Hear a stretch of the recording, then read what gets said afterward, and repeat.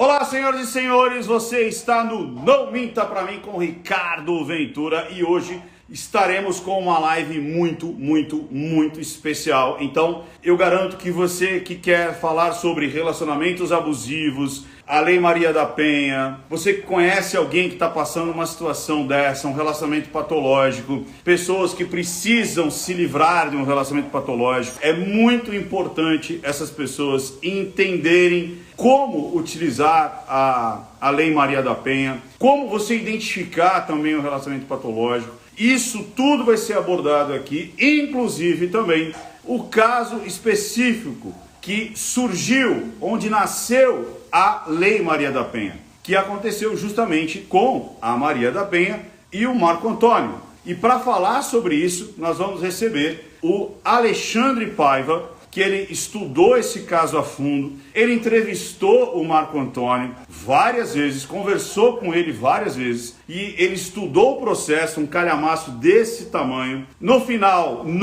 para quem ficar até o final, eu vou disponibilizar o link onde você vai poder ter acesso ao livro, que um dos livros que o Marco Antônio escreveu. O Marco Antônio escreveu mais de 20 e tantos livros, depois eu vou pegar esse número certinho. E a gente vai saber um pouco da história do Marco Antônio, o que aconteceu naquela noite fatídica, o que há nos autos do processo, o que o Marco Antônio ele ressacha, né, em relação ao que aconteceu, e a gente vai entender o que acontece no Brasil e no mundo, principalmente no Brasil. A gente viu agora o Johnny Depp, né, a situação lá com a Amber, porque também existem homens que são acusados falsamente.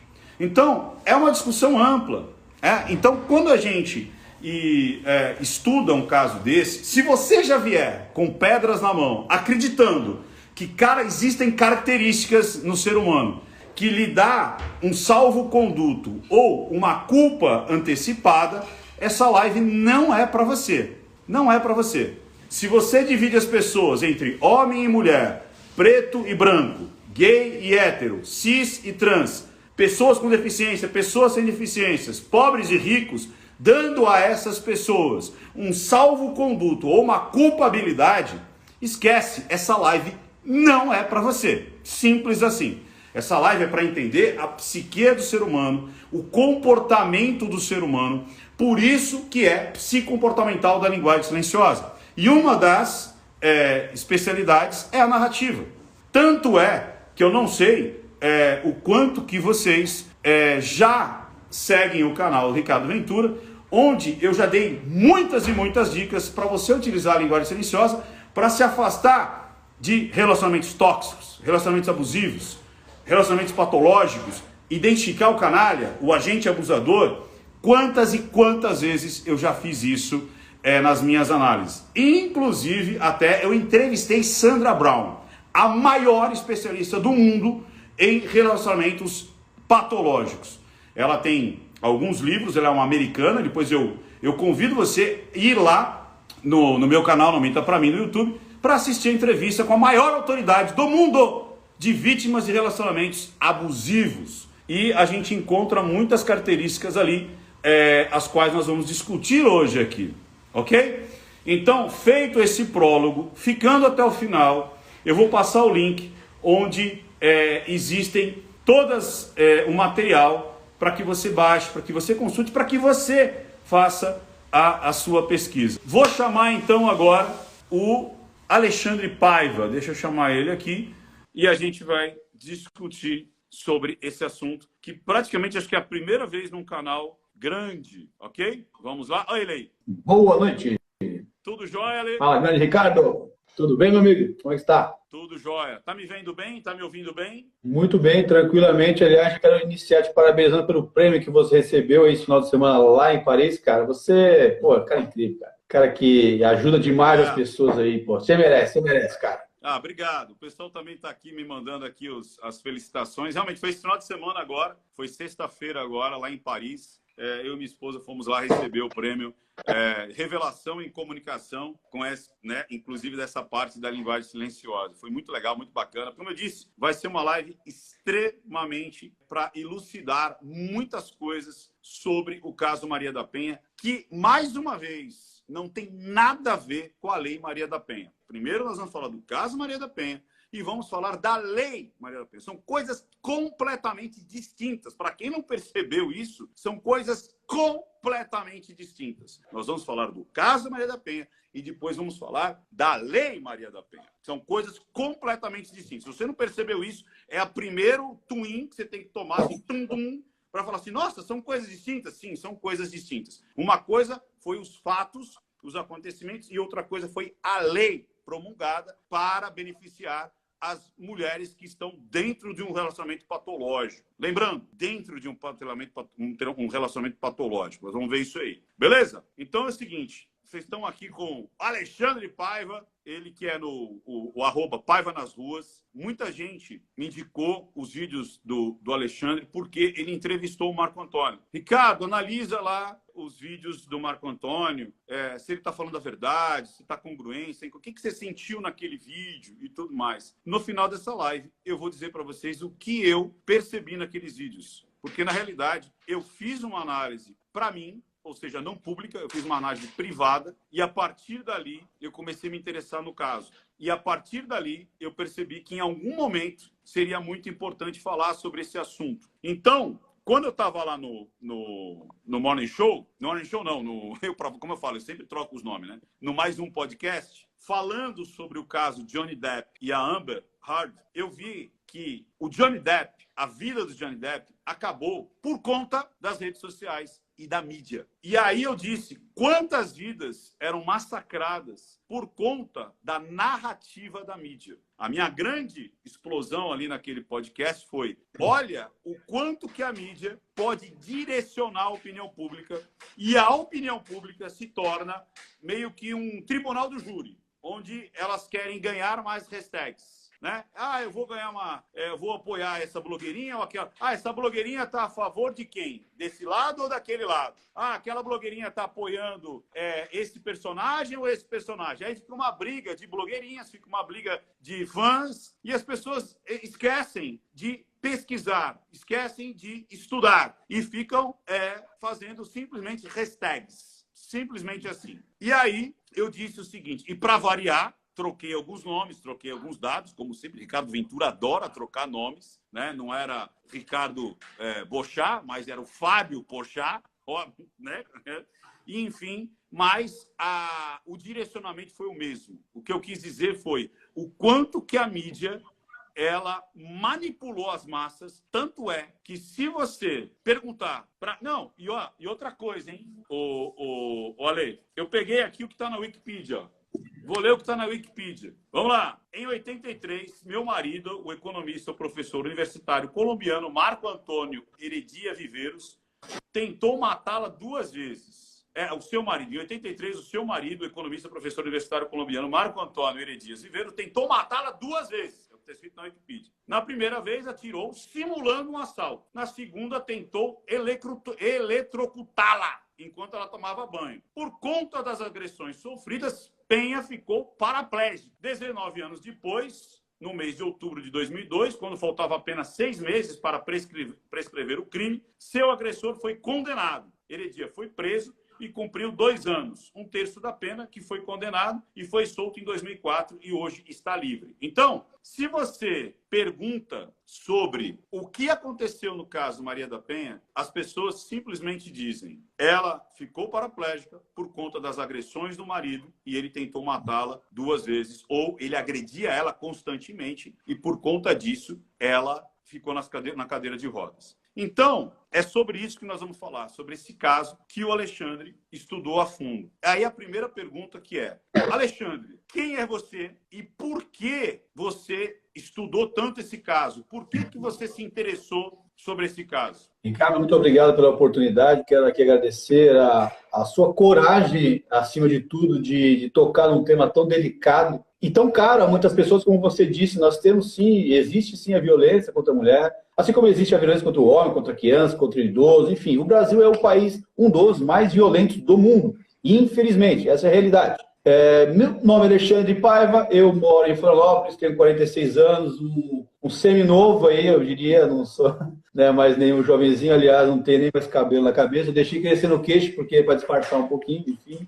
E eu sou natural da cidade de São Paulo, inclusive estive em São Paulo esse final de semana aí, mas eu moro aqui já em Santa Catarina já há mais de 20 anos. E eu sou o orgulhoso pai de duas meninas chamadas Yasmin e Rafaela. São os maiores amores da minha vida. E eu diria que foi muito por conta delas, ou melhor, da falta delas, que eu comecei esse trabalho, Ricardo. Assim como muitos hoje, pais, têm passado pelo mesmo problema, eu sou, assim como as minhas filhas, vítima de alienação parental. Eu sofro alienação parental já há 3 anos, assim como as minhas filhas, estamos afastados já desse período todo, e isso, para mim, é a dor mais profunda que um ser humano pode sentir. Até então, eu nunca tinha sentido nada igual. Eu sempre digo que eu sempre fui muito difícil de chorar, assim, quem me conhece sabe. Eu acho que nesses 3 anos eu chorei mais do que eu chorei no resto dos meus 40 e tantos anos, porque, olha, é uma dor. E muita gente até compara dizendo que a alienação parental é a morte em vida. Você é morto em vida para os seus filhos. Você não pode chegar próximo dos seus filhos. Então, foi após receber uma protetiva da Lei Maria da Penha, né, que eu me dei conta da gravidade do problema. O Estado adentrando dentro do lar da família, teoricamente, para proteger, para ajudar, mas existe o que eu sempre digo que é o efeito colateral, né? E todos os remédios hoje, se você for avaliar a diferença do veneno e a dose, e o veneno e a cura é a dose, né? E a Lei Maria da Penha, ela tem sido utilizada como uma arma por muitas mulheres para atingir objetivos diversos, né? Muitas vezes eles escusos, não aqueles dignos para os quais a lei foi criada, que é a proteção para uma mulher que efetivamente sofre na mão de um homem abusador, agressivo. E eu, por ter a consciência tranquila de nunca ter levantado um dedo para a mãe das minhas filhas, de nunca ter levantado um dedo para uma delas, porque eu, quando era criança, uma das coisas que me doía mais era quando eu apanhava. Na nossa época, Ricardo, você devia lembrar, era comum. Os pais utilizavam bastante, né, da surra para criar. E eu não gostava disso. Eu falei, cara, depois que eu tiver filho, eu nunca vou querer fazer isso com uma filha, com um filho meu. E, dito e feito, assim, eu nunca levantei um dedo para uma delas. E a mãe delas, sabendo que isso era o meu calcanhar de Aquiles, que era onde ela poderia me atacar, me prejudicar mais, foi onde ela atacou, onde ela sabe que ela podia me atacar. Né? O calcanhar de Aquiles de um homem sempre existe, e o meu eram as minhas filhas, e o amor que eu sinto por elas. E aí eu recebi essa medida protetiva, tive que ficar afastado 1 ano dela, sem uma justificativa minimamente plausível, porque se eu fosse realmente uma ameaça, né, talvez eu não estivesse nem aqui, eu ia ficar quietinho na minha, ia passar esse 1 ano, ia sentir vergonha de expor algo, colocar em risco a minha reputação, porque quando você recebe um carimbo de Maria da Penha, toda a sociedade já te classifica como um agressor de mulheres automaticamente. É assim, ó, é instantâneo. Ah, você recebeu uma protetiva? Ah, então só pode ser um agressor. Isso já é um julgamento social. Por mais que digam que depois você vai ter o direito à ampla defesa, você já é julgado automaticamente. Você perde emprego, você perde o respeito das pessoas à sua volta, você vira um pária social. Então já é praticamente uma condenação. Vide o caso de Johnny Depp. Olha o estrago na vida desse homem por conta de uma falsa denúncia. Basicamente isso, ele está lutando com as forças dele lá nos Estados Unidos, e eu, com as minhas poucas, né, e mínimas forças, que hoje em dia a gente tem ainda, graças a Deus, que é a rede social, que é a gente ter a voz. E aí eu comecei a pesquisar, mas como é que pode uma lei me afastar das minhas filhas, sendo que eu nunca fiz nada? E aí que eu comecei a me aprofundar do caso. Aí que eu fui saber que eu também tinha essa mesma visão que todo mundo tem.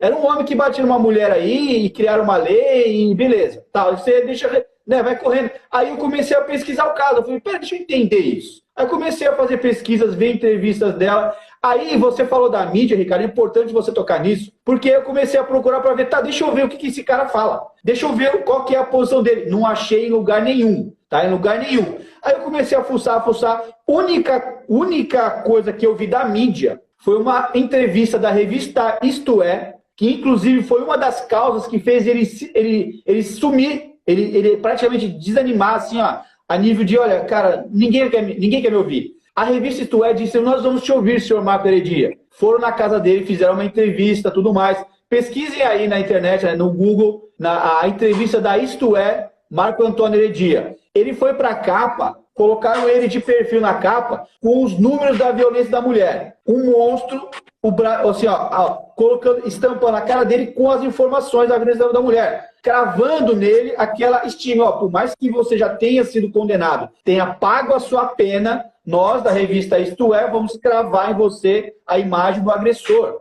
E ele desanimou, porque ele estava na esperança, ele estava assim, ele estava naquele sentimento, cara, vão me ouvir, que bom. E ele foi naquela boa fé. Cara, ele sabe, deu um desgosto, um desespero nele, que ele desistiu. Até mesmo quando eu consegui o contato com ele, ele tinha os três pés atrás comigo. Por quê? Porque ele sabia que todo mundo que buscava ele era para atacar pedra, para tirar, para incriminar, para, né, enfim, colocar ele naquela condição de monstro. Porém, você já vê a desigualdade que a mídia trata a questão. Por mais que você fale, não temos que dar voz ao agressor.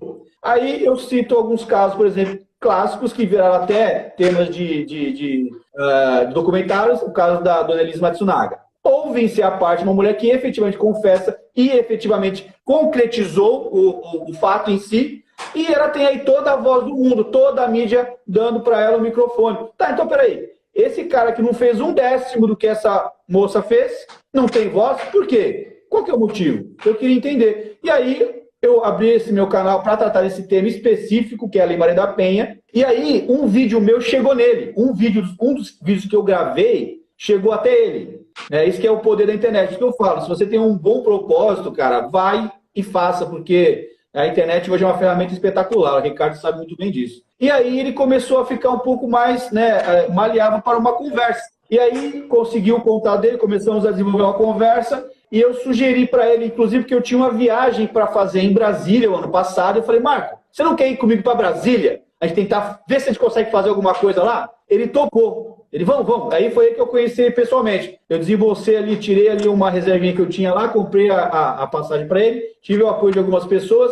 Lá que eu conheci ele pessoalmente o ano passado. E de lá para cá desenvolvemos uma relação bacana, positiva, tanto é que de Brasília, ele já veio aqui para Florianópolis, para minha cidade, e inclusive eu não falo qual que é a cidade que ele reside, onde que ele mora, porque ele ainda até hoje recebe ameaças. Ele não divulga o endereço, teve que mudar recentemente. Olha que absurdo, Ricardo. Após a entrevista que eu fiz com ele estava aqui em Florianópolis. Ao retornar para a cidade dele, ele teve que mudar de apartamento, porque a filha do dono do apartamento parece que viu a entrevista, não sabia que ele era ele e fez o cara sair da casa, teve que trocar de casa. Ele ficou muito bravo com isso. Olha o nível da coisa. Ele deu uma entrevista num canalzinho pequeno como o meu, e ele perdeu a casa lá. Ele mora de aluguel, morava de aluguel nessa casa, está de aluguel outra, mas foi ele aparecer em uma entrevista, ele já teve mais um prejuízo na vida dele, teve que correr atrás de mudança, porque foi praticamente expulso do apartamento que ele morava, porque descobriram, porque ele não fala, porque se ele fala, né? Nossa, o cara recebe pedrada. E aí o que acontece? Foi justamente o que eu levantei lá no Mais Um Podcast lá na Jovem Pan. O poder da comunicação em massa. O quanto esse poder de comunicação faz com que as pessoas ouçam uma história. E lembrando, isso foi em 83. Então imagina, nós estamos falando de algo de 40 anos atrás, onde nem se sonhava em ter rede social. Se você falar 5 anos atrás, 10 anos atrás, era a mesma coisa. Se você falar o início ali do Facebook, praticamente o que mandava ainda na comunicação do mundo, não é só o Brasil, eram os jornais, era a televisão. O quanto hoje a gente sabe que a televisão manipula tudo, o jornal manipula tudo, enfim. E aí eu falo que as posso fazer só uma culpa até. Só para concluir. Um adendo. E aí eu penso o seguinte, às vezes as pessoas não têm culpa. Sabe por quê? Elas foram doutrinadas, elas foram treinadas a acreditar no que aparecia no jornal, naquele programa de domingo, naquela revista semanal. Elas foram doutrinadas. Então, quando vem uma informação contrária àquilo que ela acreditou de coração, dói muito. E aí elas tentam se pegar na sua crença de ter sido contaminada com aquela informação e tenta defender a todo custo aquilo que ela foi motivada a acreditar, sacou? Então muitas pessoas falam, não, mas espera aí, não, foi assim, mas por quê? Não, porque foi. E ela não quer ouvir, ela não quer ver Porque dói na alma ter sido enganado e traído. Dói na alma você falar, poxa, mas não foi assim? Não, não foi assim. Então, eu acho que é isso que é a grandeza das redes sociais. Porque hoje você não tem um canal de televisão. Você tem 7 bilhões de canais de televisão, 7 bilhões de rádios, 7 bilhões de revistas, porque toda pessoa pode colocar a sua percepção para o mundo inteiro. O que você quer falar, Lê? Eu quero, só para corroborar com a sua fala, mostrar um exemplo prático disso, como é que a mídia colocava a situação, isso antes de julgar. Olha aqui, ó, eu busquei aqui até para mostrar para vocês, ó. Júri do marido criminoso. É assim que a mídia colocava ele aqui, ó. Vocês dá para ver aí, ó. Dá para ver. Então, se você na mídia fala isso aqui, ó, júri do marido criminoso, as pessoas que não acompanham, que não leem, então a mídia está falando, está cravando, antes do cara ser julgado, que ele é criminoso.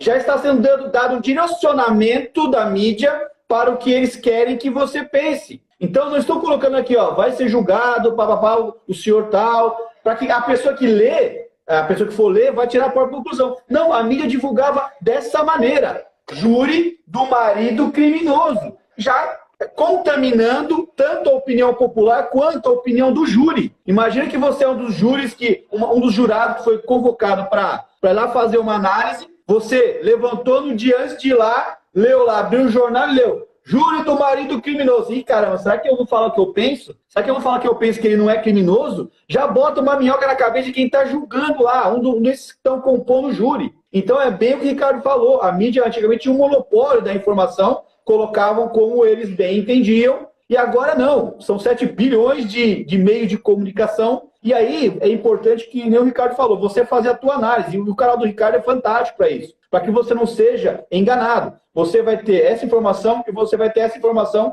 e você vai chegar na tua conclusão. Você não vai pegar e começar a absorver a conclusão que fizeram por você. Porque a maioria das pessoas tem preguiça de pensar, infelizmente, essa é a realidade, né? E aceita muito fácil as narrativas e acabam sendo enganadas. Agora vamos lá, vamos para o caso específico, né? Então a gente sabe, né?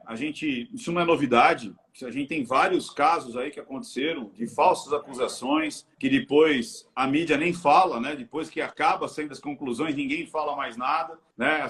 A mídia se afasta para dar resolutiva, para dar o que aconteceu, tanto para mostrar, né, até um meia-culpa, né? Falou, olha, a gente falou isso, mas depois foi...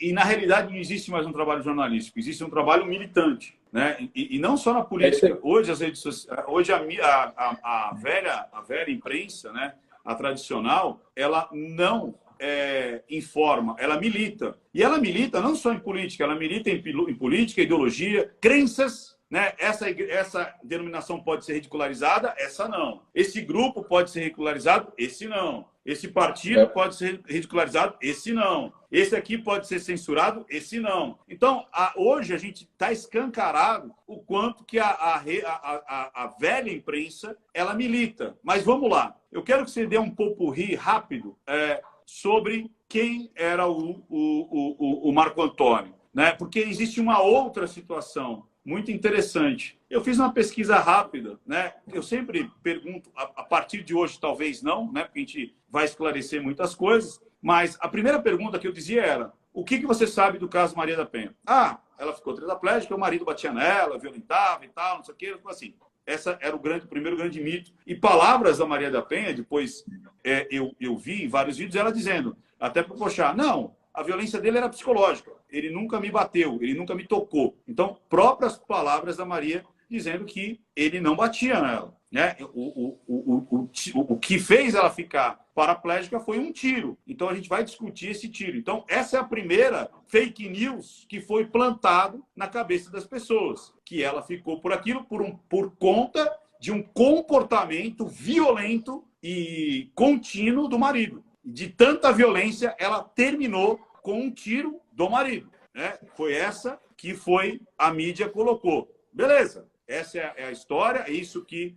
O processo, inclusive, chegou nisso, né? O processo chegou nisso. E nós vamos falar sobre o processo. Como é que o processo chegou nisso daí? Agora, uma coisa importante. Eu fiz uma pesquisa perguntando para as pessoas, né?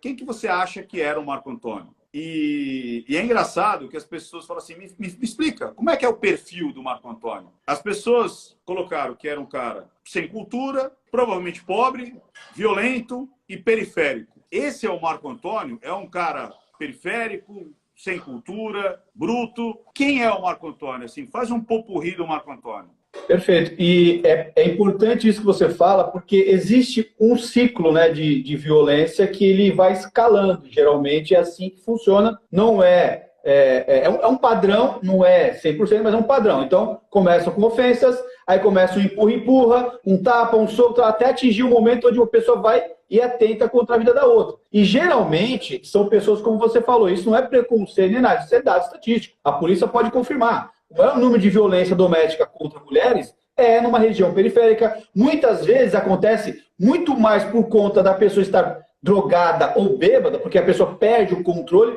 E aí eu digo que tanto mulheres quanto homens tomam as atitudes mais violentas quando estão alteradas. E lembrando, isso acontece tanto com as pessoas pobres quanto com as pessoas ricas. Mas o que eu achei interessante é que plantaram tanto um demônio que parecia que essa é uma coisa importante na comunicação, você desumanizar aquela pessoa que você quer atacar. Então, você desumaniza. Você fala assim, olha, é uma pessoa extremamente... E aí você tira todas as propriedades dessa pessoa. Então, o que eu quero que você dê um popurrí. Quem era o Marco Antônio? Quem era a Maria da Penha? Como eles se conheceram? Tipo, grana, estrutura, grau de cultura, de informação dos dois, de ambos. Entendeu? Perfeito. E essa frase que você falou aí sobre desumanizar é justamente o que é uma frase que abre a entrevista da revista Isto É, que eu comentei agora há pouco. A Maria da Penha me transformou em um monstro. Isso é o que o Marco falou para Isto É. E aí Isto É destruiu ele. Então, fazendo aqui um levantamento sobre a vida, sobre um breve relato sobre a história de ambos. Marco Antônio Heredia Viveiros, ele é colombiano, ele não é nascido no nosso país. Ele veio para cá, tá? Após se formar na universidade lá na Colômbia, em administração e economia, ele conseguiu uma bolsa para a USP, aí em São Paulo, para a Federal Paulista. E ele veio da Colômbia para cá, e ele, ali, fazendo a sua pós-graduação na Universidade Federal de São Paulo, conheceu a dona Maria da Penha. Ela também estudava lá, parece que fazia farmácia, né?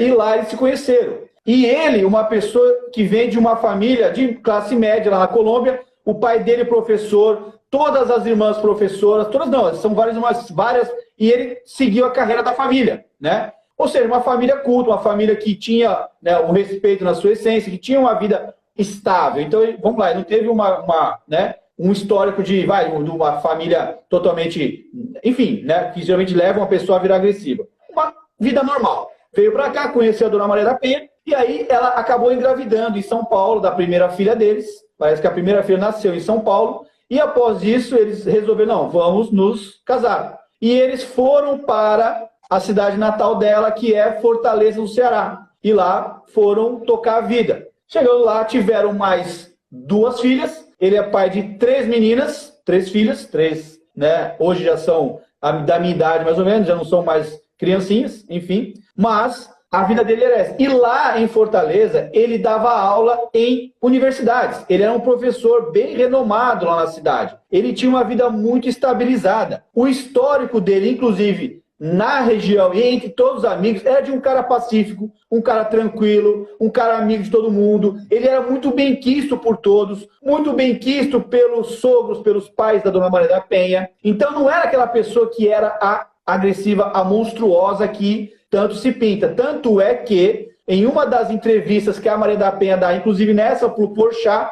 ela fala o seguinte, aquela pessoa que era carinhosa, atenciosa, ela dá várias qualidades positivas dele, ela cita. Era um cara atencioso. Vejam a entrevista com o Porchat. Um cara carinhoso, atencioso, se transformou.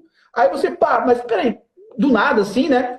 Aí qual que é a alegação que ela dá? Que foi após ele ter conseguido a cidadania brasileira, que aí ele teria mudado. Essa é a narrativa que ela conta para a história, como se o interesse dele fosse a cidadania. E ao atingir essa cidadania, começou um ciclo de violência psicológica, porque o Porchat perguntou para ela, como começaram as suas agressões? Blá, blá, blá. Olha, no meu caso, ela se gagueja toda, enfim, foram violências psicológicas, ou seja, deixou bem claro que não existia uma violência física. A gente vai dar esse link e a gente vai dar Legal. esse link para as pessoas, né? Você mandou o link, não mandou? Perfeito. Então, é bom as pessoas assistirem. Eu vou mandar esse link aí. Tudo que ele falar de vídeo, o vídeo da entrevista com o Marco Antônio, as entrevistas, o Porchat, todos esses links, o link do processo. Então, para quem tem acesso, você que é advogado, vai estar o número do processo. Você vai poder acessar o processo. O processo é público para advogados. Então, vai ter o número do processo. O livro,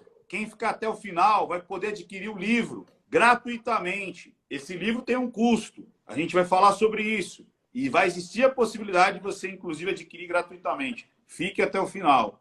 Então, vamos lá. Ela disse que foi por conta... Ricardo, só complementando. Na época dele não tinha o LinkedIn. Eu vou dar o LinkedIn dele, que ele coloca aqui, ó, na antecapa do livro dele. Olha aqui, ó. Você formado em administração, economia... Não, eu estou brincando, ele não tem LinkedIn porque... Então, isso aqui seria o LinkedIn da época, né? Ele vai se descrever aqui, ó. Professor nos cursos de graduação na Universidade Jorge Tadeu Lozano, lá na Colômbia, na Faculdade de Economia e Administração da Universidade de São Paulo, das Faculdades Metropolitanas Unidas, FMU, da Unifor em Fortaleza, Universidade Federal do Ceará, UFC. Cara, ele já deu escola na Universidade Federal do Rio Grande do Norte, na FIPECAP, ele dava cursos acadêmicos na Polícia Militar no Rio Grande do Norte.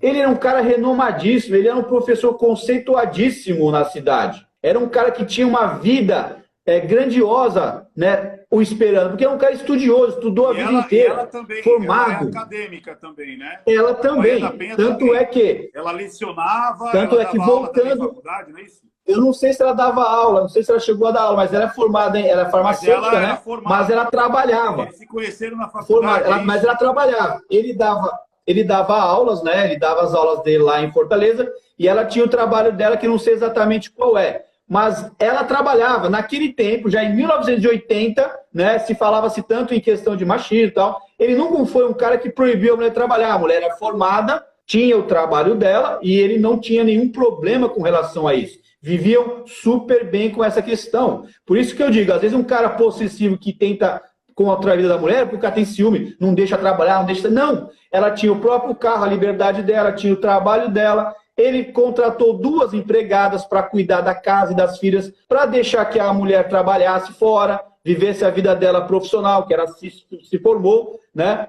E aí eu comecei a ter as minhas dúvidas com relação à história, porque, poxa, não está batendo. Geralmente um cara que é um agressor não faz esse tipo de concessão para a mulher, né? Não faz esse tipo de... não dá essas liberdades para uma mulher. Tudo bem, mas vamos supor... Não, mas vamos supor que... Vamos supor, que a gente fala, isso não é álibi para nada. Né? É só para situar. Não é, como eu digo, não é prova de nada, mas quando você começa a fazer os cálculos, exato.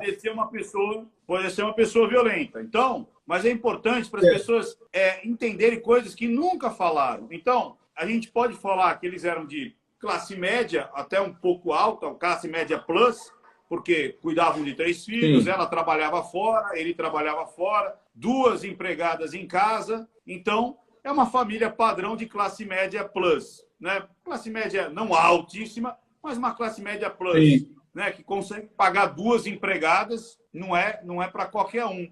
Então, esse é o cenário social, psicossocial, psicocultural, né? Então, esse é o cenário. 2 acadêmicos, os 2 trabalhando fora. Ela era uma mulher ativa que trabalhava fora. Ele é um homem ativo que trabalhava fora, não é isso? Com 3 filhos, 2 empregadas em casa. Aí, o que acontece naquela noite? Vamos falar primeiro a versão dele e depois a versão dela, porque as versões são conflitantes. Então, na versão dele, o que aconteceu? O que aconteceu naquela noite fatídica que, infelizmente, Maria da Penha fica paraplégica. Porque isso é de uma violência absurda. Porque imagina, uma pessoa que conhece um casal que se conhece, se apaixona, se casam-se, têm filhos, estão vivendo uma vida, progredindo. Os dois trabalhando, conseguindo ali as coisas, duas empregadas, aí de uma forma violenta, inexplicável, toma um tiro e fica paraplégico. Isso é de um absurdo a gente imaginar qualquer pessoa numa situação dessa. Qualquer pessoa. Isso, assim, é inadmissível. Como ela fica paraplégica? O que acontece naquela noite na visão do Marco Antônio? Perfeito. E aí eu já coloco mais ou menos falando como eu ouvi dele. Ele sempre diz o seguinte, olha, não existe a versão. Ó, existem versões e existe a verdade, né? Cada um vai dar a sua versão e existe a verdade. E aí, o que ele relatou, inclusive, para a polícia no momento do crime, o que aconteceu naquele dia, que, inclusive, não foi de maneira alguma refutado por ela na ocasião, né? Aconteceu o seguinte, ele ouve um barulho, a cachorra latindo no quintal, ele se levanta, ele tinha um revólver para proteger a família, né? É muito comum, inclusive, nos anos 80, o porte de arma era muito maior do que hoje, era natural. As pessoas protegiam a família com as armas. Todo mundo tinha um 38. Vendia no mapping. Lembra no mapping? Eu ia no mapping em São Paulo, Ricardinho, tinha assim, ó, várias armas, você via normal, era natural. Então ele pegou a arma, ele tinha 3 crianças em casa para proteger a família, a esposa e as empregadas que dormiam nos quartos também. Detalhe, as empregadas moravam com eles, né? Existiam Peraí. Na noite que aconteceu essa tragédia, existiam 2 empregadas dormindo na casa, é isso? Elas dormiam na casa, essas 2? Exatamente. Tá. Exatamente. As 2 dormiam dentro de casa. As 3 crianças de 1, 3 e 5 anos e mais as 2 empregadas. Isso, exatamente. Era 6, 4 e 2, eram 3 crianças bem pequenas. Aí sempre lá, mas as eram muito pequenas, elas têm pouca recordação, né, no caso, enfim. Mas foi mais ou menos assim. Ele levantou, aí ele ronda a casa, ele vai até o cachorro, né, silencia o cachorro, dá uma olhada, olha no portão, olha aqui ali. De repente ele ouve um barulho no forro do teto. E aí quando ele vai olhar para o forro do teto, ele tem uma pessoa por trás dele que joga uma corda no pescoço dele e puxa ele para trás, né? Uma pessoa foi por trás dele, estava escura, a casa estava meio escura, jogou uma corda no pescoço dele e puxou ele para trás. No que ele puxa para trás, ele automaticamente, quando estava com o dedo no gatilho, ele atira para o teto. Atirou para o teto e nesse mesmo momento ele escutou um outro barulho muito mais forte vindo de outro local na casa. E ele estava em luta corporal com este ladrão e mais um, eram 2. Aí existiam 2 ladrões que entraram na casa dele, e aí tinha esse que puxou ele por trás, e o outro que estava na frente estava tentando tomar a arma dele. Um puxava ele, batia ele, e o outro tentando tomar a arma dele. E aí foi nesse momento, nessa luta corporal, em disputa pelo revólver, ele acaba levando um tiro com a própria arma. Ele tomou um tiro. Muitas pessoas não sabem disso. As pessoas não sabem que no mesmo dia em que Dona Maria da Penha foi baleada, ele foi baleado. Saíram os 2 para o hospital nesse dia. Eu nunca sonhava. Para mim era ele tentava matar ela e, né? Não, os 2 foram baleados, tá? Detalhe, por armas distintas. Isso é importante salientar. Foram armas distintas. Foram 2 armas. Uma arma feriu ele e a outra feriu a Dona Maria da Penha. Então vamos lá. Na perícia, no processo, a perícia policial, pelo BO e mais a perícia, ela tomou um tiro de uma tipo uma espingarda, um rifle, alguma coisa. Uma espingarda de grosso calibre, exato. Espingarda de grosso calibre. Que é aquele tiro que a gente chama que faz aquela flor, que queima, né? Isso. Que deixa várias marcas. Faz o buraquinho, só que ele joga a pólvora também para os lados, é isso? Tá, então ela foi ferida com uma espingarda de cano longo. Uma espingarda, sim. E aí ele toma um tiro com o próprio revólver. Com o próprio revólver na hora da luta corporal. E um detalhe importante, Ricardo, no corpo de delito, tá? No corpo de delito, porque podem falar que foi tudo, né? Enfim, mas isso eu não vou nem contaminar as pessoas com a minha análise, mas no corpo de delito, a mão dele tá toda lanhada, ensanguentada, porque ele botou a mão aqui na corda para tirar a corda do pescoço aqui, para tentar se livrar desse cara que estava atrás. Então, ele estava com uma mão aqui e o revólver na outra. E no corpo de delito, a mão dele está toda... No corpo de delito. Tem essa marca da corda na mão, comendo a mão, quando você vai e come a mão na corda para tentar se libertar, né? Então, tem esse detalhe que é importante que todos saibam também. Isso está no processo, está no laudo, está lá, né? Enfim, então, ele estava ali tentando se desvencilhar, e aí, nesse momento, ele escuta alguém lá fora, que era a pessoa que estava fazendo campana, falou, sujou, sujou. E aí foram embora carregando as duas armas. A polícia não encontrou arma alguma no local do crime. Isso é importante ser salientado. Ou seja, entendeu? Isso é importantíssimo, porque chega, o cara assim, ó, o cara não eu teria entendi. tempo, para mim, o cara não teria tempo de sumir com essas armas. Sim. Peraí. Ela toma um tiro de, tipo, uma espingarda, alguma coisa assim. Ele toma um tiro com o próprio revólver. E aí... E as empregadas que estão na casa? Elas não ouvem nada disso? Então, num primeiro momento, como eu disse para você, foi tudo muito rápido. Ele pensa que assim, é tudo assim, questão de segundos, minutos. Então, luta corporal, sujou, foi embora. Nesse momento, a casa, as pessoas estavam dormindo, né? As pessoas estavam dormindo. E aí, de repente, quando a pessoa acorda, aquele barulhão, correu. Aí, quando as empregadas saem do quarto, vem a cena de terror lá, ela na cama ensanguentada e ele no chão ensanguentado, pedindo socorro para que as empregadas chamassem alguém, chamassem a polícia, enfim. E ele me conta que uma das meninas, a mais velha, neste momento saiu do quarto e falou, volta para lá já, porque não sabia se os caras ainda estavam na casa. Então, ele, mesmo machucado, ele se preocupou com as crianças, não, volta, corre para o quarto, corre. A maior dele voltou correndo para o quarto. Então, é uma cena de terror, tente se colocar mentalmente num lugar desse. É tudo muito rápido, e aí, quando a empregada finalmente consegue chegar ali, vê os dois e corre atrás de socorro com os vizinhos, né? Ligam para a polícia, enfim. Então, essa é a cena que foi encontrada do crime, tá? Né? E essa é uma, como eu digo, não é uma versão, isso é o que está relatado, né? É o que está lá, que todo mundo, naquele primeiro momento, é importante lembrar disso. Todos os envolvidos, sim. Ô, Alexandre, o pessoal perguntou aqui no chat que a Maria da Penha, em algum momento, falou que ele se feriu com uma faca. Tem isso no processo do corpo de delito? Porque isso foi isso aí da faca? E aí? Eu agradeço quem fez a pergunta, é importantíssimo. Sim, na entrevista que ela dá para o Gugu, inclusive, se você puder depois dar o link para o pessoal assistir isso, né? Ela diz para o Gugu Liberato, que ele havia alegado, né? Porque quando começou-se a distorcer a verdade, começaram, não, na verdade ele não tomou tiro, ele se autolesionou com uma faca. Começaram a vir várias versões para tentar minar a realidade. E aí, o que é mais absurdo é que ela tenha dito isso para milhões de pessoas no Gugu, talvez acreditando já que ele fosse né, assim, ó, estava morto, não tem mais como esse cara, ele não tem voz. E aí, para estragar um pouquinho mais, para desumanizar um pouquinho mais ele. E aí, eu fiz um vídeo, até se você puder disponibilizar, mostrando o furo. Mostrei, assim, ó, no corpo dele, a marca. Então, é mentira. Isso não existe. Ele não tentou com uma faca. Não tinha faca com sangue na cena do crime. Isso é uma farsa, isso é uma fake news que foi levada e aí hoje virou uma realidade, enfim, entendeu? Ou seja, você tem um vídeo que você mostra, tem o corpo de delito, a perícia mostrou que ele tomou um tiro e aí ele vai para o hospital. Quem vai para o hospital? Os dois vão para o hospital? Os dois são levados para o hospital.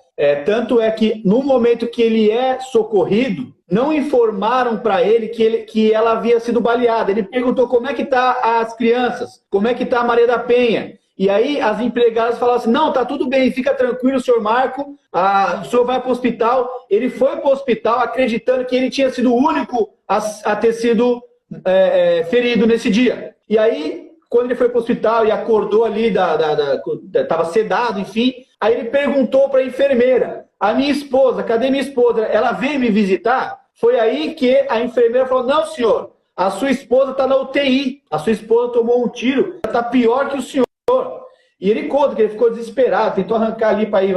Enfim, essa é a verdade que aconteceu naquele dia. O senhor Marco Heredia e a dona Maria da Penha foram para o hospital baleados. E isso eu acho importante salientar, porque o lado da dona Maria da Penha jamais diz isso. Eles não têm coragem de, ao contar a história, falar, relatar, olha, foram 2 tiros. Aí isso já coloca a história meio que em dúvida. Peraí, foram os 2? Como assim? Aí primeiro falaram que ele tinha dado tiro nele próprio, aí depois isso é impossível, porque um dos detalhes, ele é destro, tá? E aí esse tiro que ele levou foi do lado direito. Era muito mais complicado, era muito mais fácil para quem for fazer isso, o cara pega, dá um tiro aqui no braço, dá um tiro aqui, dá um tiro onde tem o alcance da mão que ele utiliza para usar a arma. A mão dele destra, o tiro foi do lado direito. Então é bem complicado. Mas deixa eu te perguntar, olha, eu quero saber o seguinte. Então a polícia chegou, fez a perícia, descobriu que ela tomou um tiro de um calibre grande, né, de um cano comprido, que faz aquela explosão de pólvora. Ele toma um tiro com a própria arma, tem as mãos ali se protegendo da corda do estrangulamento, do enforcamento.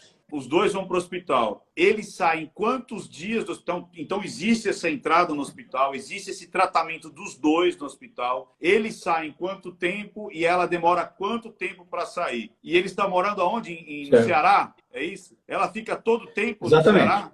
Isso, exato. Então, o crime aconteceu no Ceará, em Fortaleza, no Ceará. Ele ficou no hospital ali 3, 4 dias. Em 4 dias ele já recebeu alta. Inclusive, quem cuidou dele foram os pais da Dona Maria da Penha, após ele sair do hospital. Né? Os ex-sogros dele foi quem cuidou dele, que cuidou das crianças, enquanto os dois estavam hospitalizados. E a Dona Maria da Penha, ela foi transferida de Fortaleza, após sair. Inclusive, ele conseguiu uma vaga para ela no hospital em Brasília, no Sara Kubitschek, lá em Brasília, que na época era o hospital que tinha mais condições de cuidar de pessoas com traumas na coluna. Então ele fez um esforço hercúleo para mandar ela para Brasília, de Fortaleza para Brasília, para ela se tratar no melhor hospital que tinha na época para cuidar de pessoas que tinham esse tipo de trauma. Né? Então ela demorou praticamente 6 meses, ela ficou de 6 a 7 meses, se não me engano, em tratamento até que ela recebesse alta. Foi demorado, né? Então foi bem grave o problema que ela teve, porque o local que a bala pegou ali, né, tirou a possibilidade dela de andar, enfim, e aí ela precisava de todo um tratamento de recuperação de movimentação, enfim, né? É bem lento esse processo de recuperação. E vale salientar também que nesse período em que ela esteve lá internada em Brasília, ele ia praticamente quinzenalmente para lá. Ele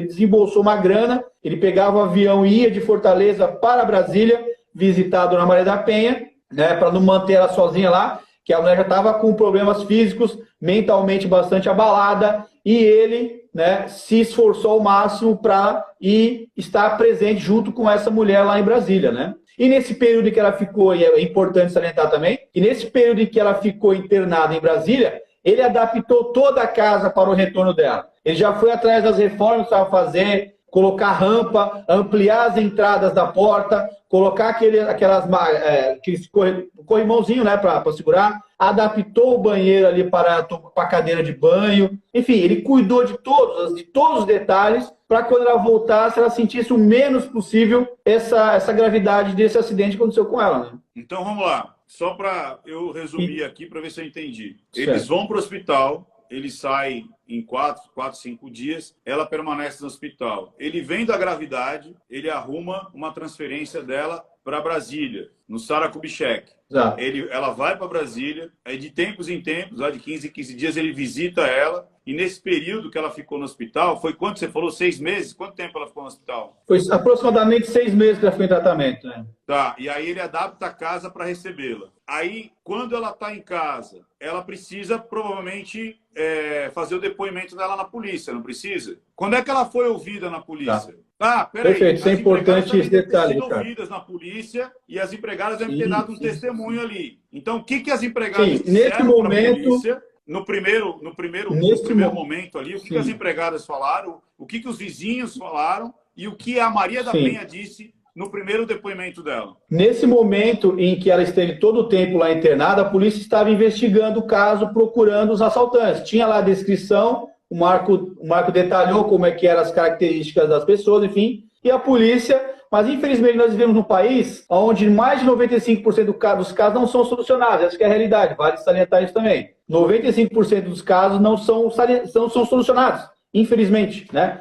O índice de solução da polícia para os casos é muito pequeno, infelizmente, essa é a realidade. E a polícia estava procurando os ladrões, enfim. E a Dona Maria da Penha, ela só foi ouvida, o depoimento dela só foi dado após a saída dela do hospital, após esse período todo de tratamento, porque a polícia não quis ir até o hospital para não atrapalhar o tratamento dela. Não, vamos aguardar ela sair para a gente fazer a oitiva, para a gente ouvir o depoimento da Dona Maria da Penha. E a Dona Maria da Penha, nesse primeiro momento, ela ratifica, ao dar o primeiro depoimento, ela ratifica essa história do assalto. Isso é colocado ali, né? que ela confirmava que realmente... E aí, vale salientar, Ricardo, o seguinte, que nesse momento as pessoas podem falar assim, mas ela estava ainda acreditando que foi o marido, que ela estava dormindo.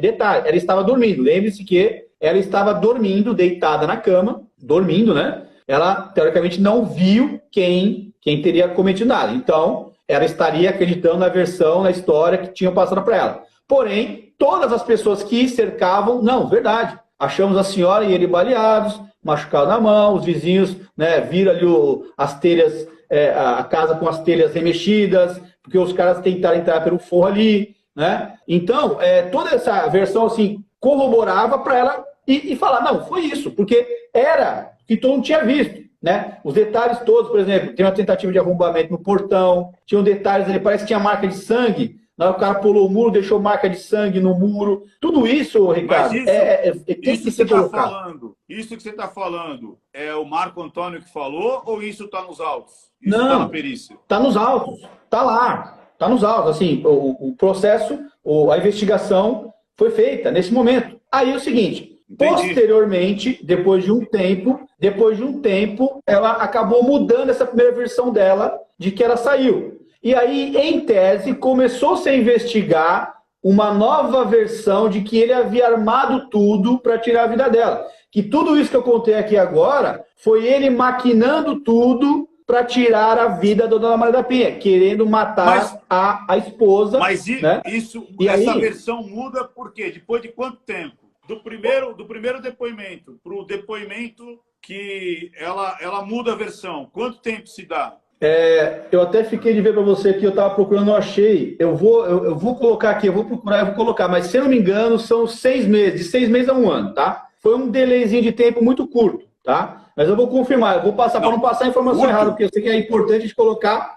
Assim, ó, comparado com 40 anos, em 40 anos, porque eu digo assim, ó, como a gente tem que ter a noção do tempo, né? Já se passaram 40 anos. Então, assim, ó, você tem que ver que. Então, aí, vamos lá. Aí, e depois eu até vou confirmar com o Marco esse porque eu tenho até, inclusive, intimidado. Eu tenho a cópia dos 2 depoimentos dela. Eu vou procurar aqui. É que é uma papelada gigantesca, mas eu vou achar, Ricardo. Pode ficar tranquilo. Esse detalhe com exatidão eu vou dar. Então, mas o importante é saber o seguinte, ó. Ela teve 6 meses tratando para dar uma outra versão, para mudar. Ela chegou a dar a versão para a polícia de que, sim, era isso que tinha acontecido e a polícia manteve a investigação. Aí tem um detalhe que muda toda a história, né? Que é nesse meio tempo aí que acontece algo, que aí passa-se a apurar uma outra versão dos fatos de que aí teria sido ela, que teria sido ele, a tentar contra a vida dela, né? E aí mudou-se o campo de investigação. A polícia estava investigando aquela versão onde tem os assaltantes. Aí, peraí, não achamos assaltante nenhum aqui. Vamos então investigar o homem aqui agora. Será que não foi esse cara aqui? Vamos começar a verificar aqui qual que é a história desse cara. E começaram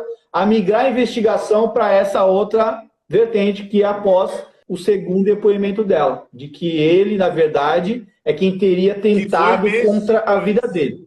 Que foi meses depois. Sim, foi alguns meses depois. Mas assim, não foi... Para ela mudar o depoimento dela. Esse que é o grande ponto em questão. E eu sempre disse para ele, ele errou, ele cometeu um erro nessa história toda, que foi uma relação extraconjugal. Ele tinha um caso, e salientando que é um caso, inclusive, anterior, né, a essa questão do acidente, do assalto. Ele, como viajava bastante, professor universitário, dava palestra, acabou se envolvendo com uma outra moça em uma outra cidade. A Dona Maria da Penha encontrou, dentro de uma mala que ele tinha, de uma pasta que ele tinha, uma carta que ele estava direcionando para esta mulher. E isso fez toda a diferença na história. Foi a partir desse momento que começou-se a mudar a versão dos fatos. Não foi, na verdade, não foi um assalto. Foi ele que tentou tirar a minha vida. Tá? Isso é importantíssimo que seja salientado. E isso é algo que é assim, ó, obviamente, né, no processo, ela nega. Até porque carta... Como é que se soube? Vamos lá. Então ela encontra uma carta dele se relacionando ou terminando o relacionamento com uma outra mulher.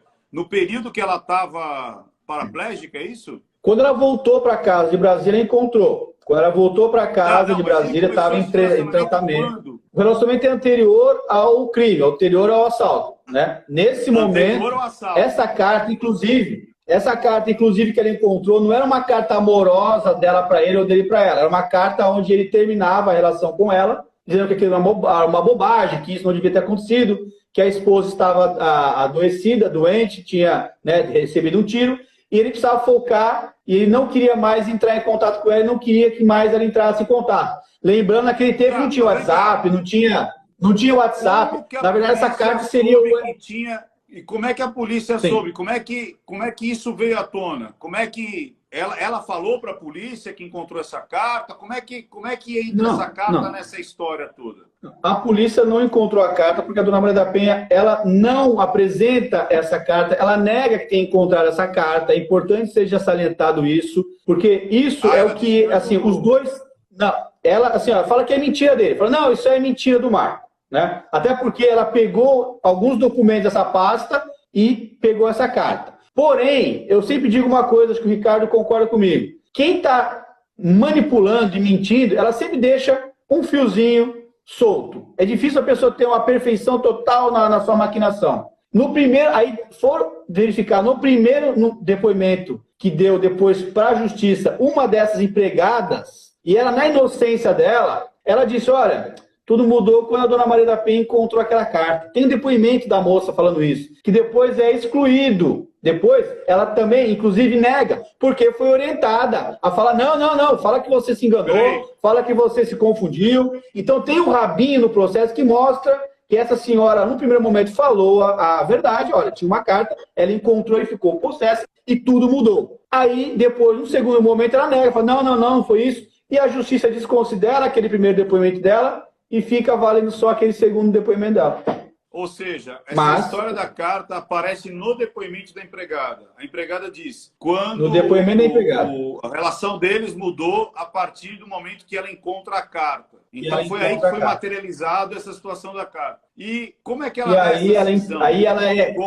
Aí essa empregada é orientada pelos advogados dela a negar, falar que não, que ela se confundiu. Na verdade, ela se confundiu, falou bobagem. Desconversa, fala que fala que você se enrolou. Ou seja, ficou valendo que não, ela só falou aquilo, mas desconsidere. Mas lembre-se que quando está mais quente o problema, é muito mais propenso a estar falando a verdade lá no começo, porque ali, ó, não tem os interesses que vão surgindo depois, a bola de neve vai aumentando, enfim. E aí, naquele primeiro momento, sim, ela confirma, existiu uma carta, essa carta existiu, e foi após a dona Maria da Penha encontrar essa carta que tudo mudou. Isso está no depoimento da empregada na delegacia. Entendi. Sim. Então, aí nesse momento, ela vai já foi para a delegacia, já pediu medidas protetivas. Como é que foi isso aí? Então, ele recebeu uma medida protetiva assim que ela admitiu para ele, olha, ele estava viajando, aconteceu assim, tá? Ele, como viajava bastante, se não me engano, estava no Rio de Janeiro, e ela ligou para ele, chorando, desesperada, estou me separando de você, não quero mais saber de você, estou indo para casa dos meus pais, me dá o divórcio, estou levando as meninas, e ele, opa, calma, o que aconteceu? Calma. Não, porque não quero mais saber, chorando, gritando, brigando. Não, calma, estou voltando para casa. Ele cancelou os compromissos dele lá na cidade do Rio de Janeiro, onde ele estava, voltou correndo para Fortaleza. Quando ele chega, a vida dele já tinha destruído, tinha acabado. Ela com as filhas na casa dos sogros, na verdade, na época não tinha a medida protetiva como a gente conhece hoje, né? Porque a medida protetiva foi pós-lei Maria da Penha, né? Mas ele tinha sim, ó, você não chega perto, enfim, as pessoas queriam afastar porque, olha, é o cara, é ele tentou matar, então fica longe. E aí não podia chegar perto nem das filhas, inclusive, vale salientar, uma das maiores dores dele é o seguinte, aliás, eu até separei aqui para mostrar para vocês, algo que para mim foi impactante. A última vez que este homem viu as 3 filhas dele, uma de 6, uma de 4 e uma de 2 anos, foi essa aqui, ó, é a memória que ele tem. Olha essa foto, cara. Essa foto me dói muito. Essa aqui é a única, a última, e é o que está escrito aí, ó.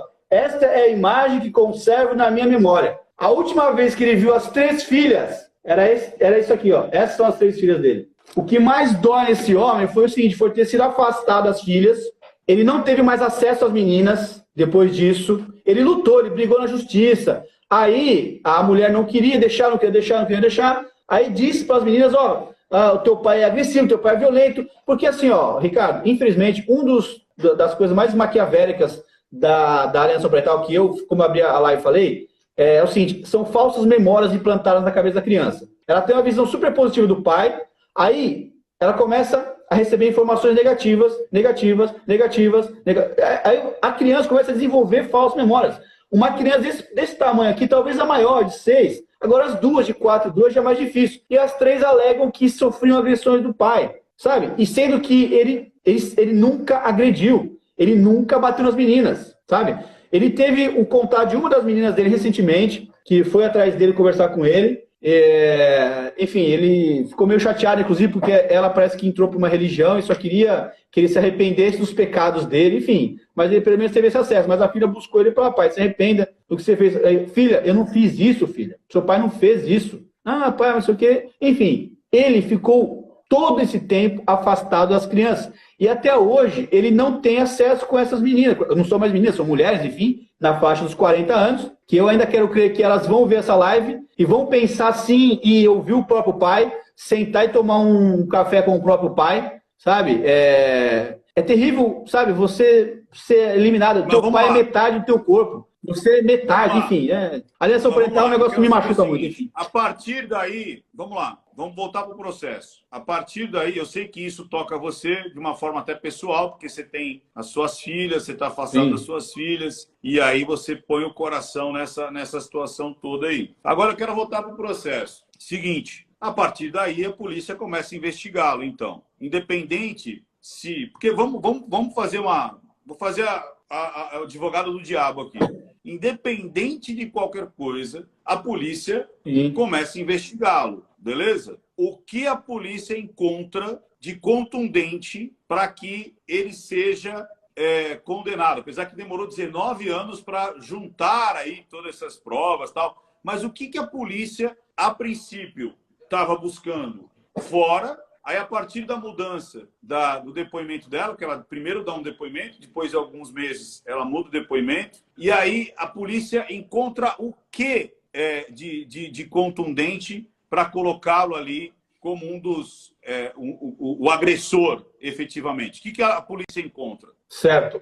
Ricardo, é importante salientar essa questão envolvendo os 19 anos. O processo só levou 19 anos para ser concluído porque não existia uma prova concreta, definitiva e irrefutável de que ele havia tentado contra a vida dela. Então, toda vez que ele recebia um revés da justiça, os advogados conseguiriam reverter, olha, né, não tem prova, então, em dúbio pro réu. Então, o processo foi sendo postergado. Por quê? Porque não tinha prova. Não tem como você condenar alguém sem provas contundentes e concretas. Lembrando que é um júri popular, onde foi 4-3, estava todo mundo em dúvida. Peraí, isso tá estranho, sabe? Não é aquela coisa, olha, foi unânime, como o caso do Johnny Depp. Todo mundo falou, olha, ela tá errada. No caso dele e da dona Maria da Penha, o júri estava 4-3 a favor dela. Então o advogado questionava e conseguia derrubar e o processo ia para uma outra instância. Foi indo para outra instância. Então não tem uma prova irrefutável. Existem algumas provas apresentadas que, olha, é bizarro. Se você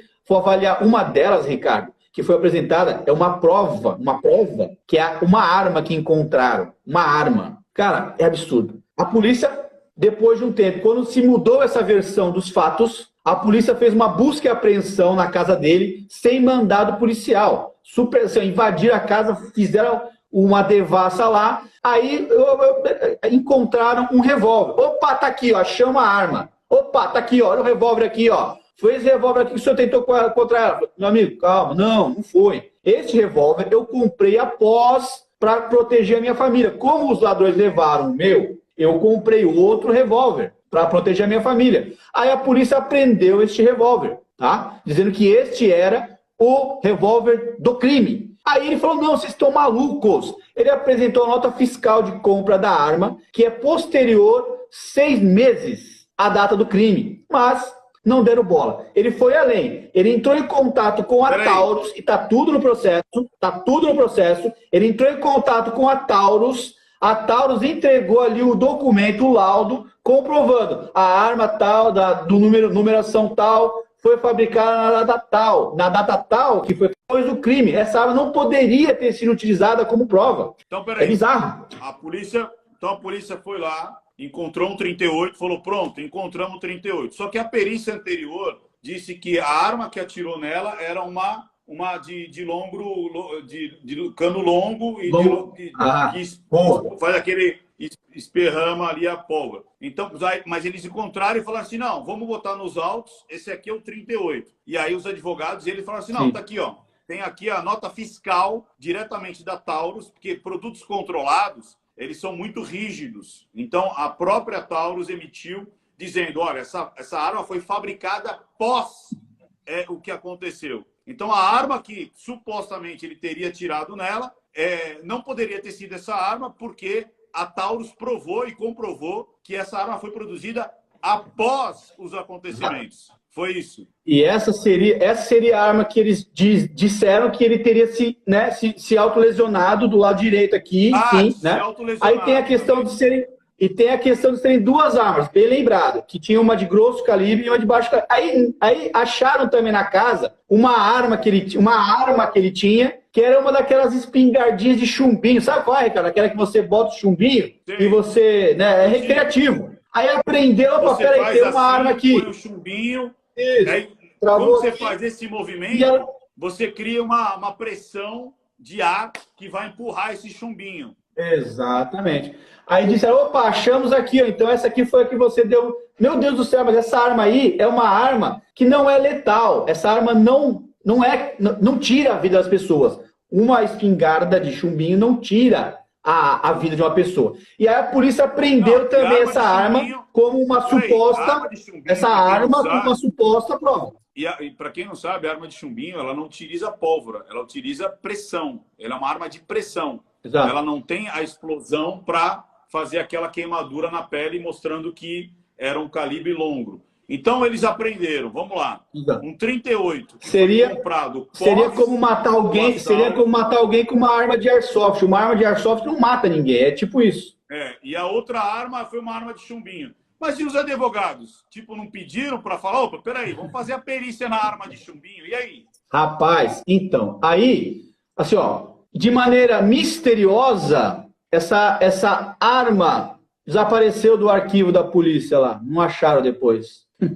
Aí ficou a palavra da polícia contra a palavra de um criminoso, como ele era colocado na mídia. Entende? Então, quer dizer, ficou para a história que a arma do crime foi encontrada quando, na verdade, encontraram uma espingarda de chumbinho e falaram que aquela era a suposta arma que teria atentado contra a vida dela. E aí, eu quero que as pessoas... É importante o canal do Ricardo, que ele faz as pessoas pensarem. E o que eu quero fazer aqui também é que as pessoas reflitam. Tá, vamos supor que foi ele, tá? Começando, assim, ó, do começo. Por que ele usaria duas armas? Não faz sentido para mim. Uma pessoa que quer fazer isso vai dificultar tanta coisa assim para ele. Ele vai usar uma só, aquela mais fácil, vai lá, faz o serviço nele. Opa, peraí, eu chamo a polícia. Não faz sentido você trocar de armas, você ter tempo para sumir com as duas armas, mesmo estando sangrando. Então, é muita coisa que não bate na história, assim, cara. É complicadíssimo. Assim, enfim, eu não quero aqui contaminar as pessoas com a minha opinião, eu queria que as pessoas pensassem. Então vamos lá, as armas já tá uma confusão lascada, né? E aí, de novo, né? Tem muita gente perguntando assim, mas por que nunca falaram isso? Pois falaram, só que não deram espaço. E outra, quando você ia pesquisar, aí você encontrava. Só que há 40 anos atrás não tinha rede social. Então, às vezes, as pessoas acreditam que a mesma informação que tem hoje teria há 40 anos atrás. E não é. Se você colocar, como eu falei, 6, 7, 10 anos atrás, você já não tinha a mesma situação rápida de espalhar informação. Né? O YouTube mesmo, ele começou a popularizar praticamente em 2014, 2015, porque antes disso, você botava vídeos pequenos, era o streaming, banda larga. Antes de 2010 era muito difícil, nós estamos falando de 10 anos atrás, era muito difícil. Mas tem uma outra informação na Wikipédia dizendo o seguinte, ele tentou matá-la 2 vezes. Então a primeira foi das armas, que já está uma história estranha. A segunda foi, ele tentou eletrocutá-la no banheiro. Como é que é essa história aí de eletrocutá-la no banheiro?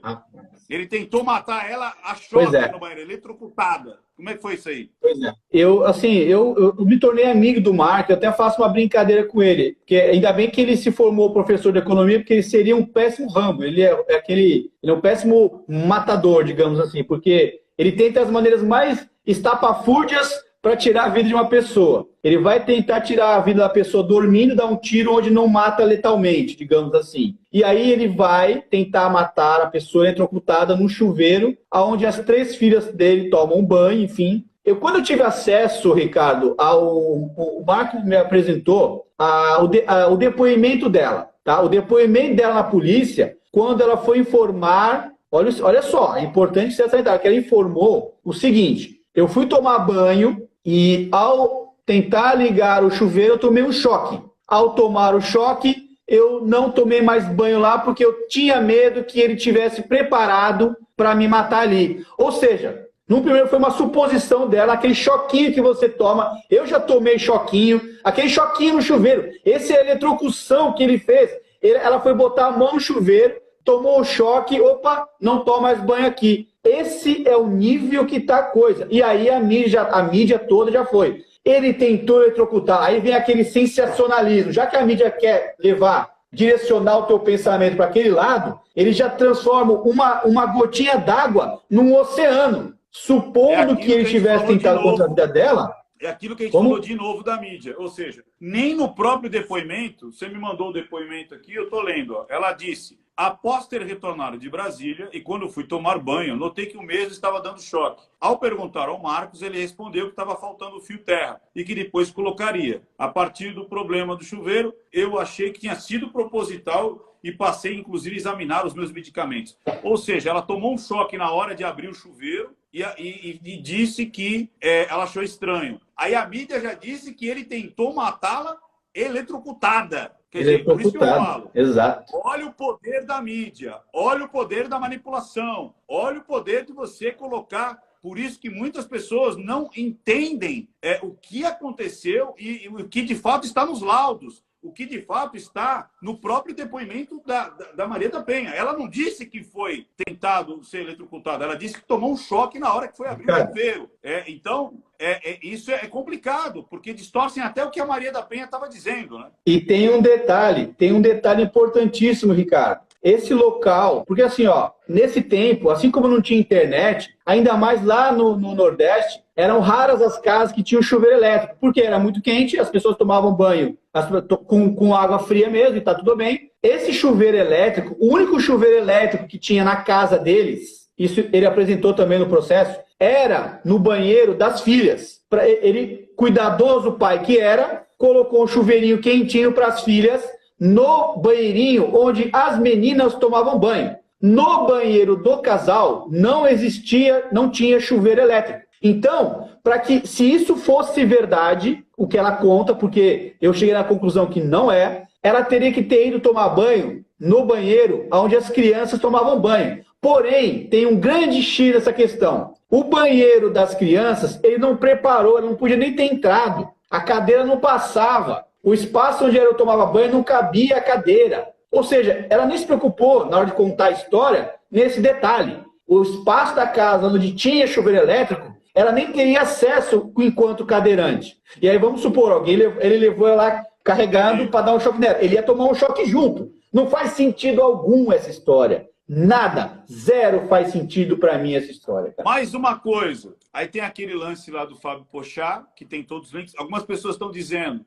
eu tenho acesso aos autos? Tem. Eu vou dar depois o link para você. Se você for advogado, você vai acessar o calhamaço ali do processo. Além do livro, né? Porque quantos livros ele já escreveu? Porque ele é um professor universitário. Ele tem várias teses, doutorados, mestrados. Sim. Ele escreveu alguns livros.